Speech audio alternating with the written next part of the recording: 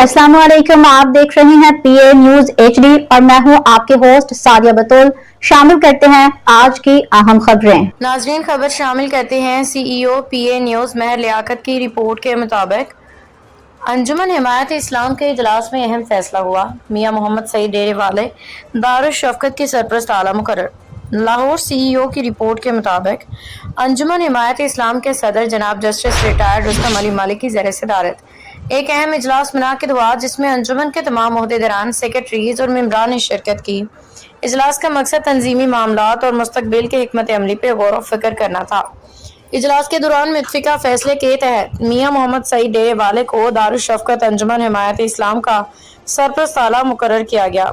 इस मौका पर मौजूद तमाम अरकान और क़यादत ने मियां सईद की खिदमात को सराहते हुए इस बात का इजहार किया कि उनकी क़यादत में दारुल शफ़क़त मज़ीद तरक्की करेगा और यतीम और नादार बच्चों की खिदमत के मिशन को मज़ीद वसअत मिलेगी। मियां मोहम्मद सईद डेरे वाले ने इस मौका पर इजहार ख्याल करते हुए कहा, मैं अंजुमन हिमायत इस्लाम के तमाम ओहदेदारान, सेक्रेटरीज और क़यादत का तहे दिल से शुक्रगुजार हूँ कि उन्होंने मुझे इस इज्जत और मनसब के लायक समझा। मेरी आज दरीना ख्वाहिश पूरी हुई। ये जिम्मेदारी मेरे लिए एजाज के साथ एक बड़ी आजमाइश भी है। मैं अहद करता हूँ कि यतीम और मुस्तहिक बच्चों की खिदमत के लिए अपनी तमाम तर सलाहियतें बरूए कार लाऊंगा।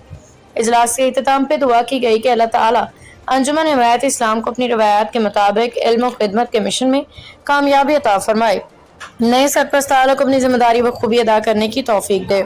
न्यूज स्टूडियो से अब तक के लिए इतना ही। मजीद खबरों और अपडेट्स के लिए देखते रहिए पीए न्यूज एचडी।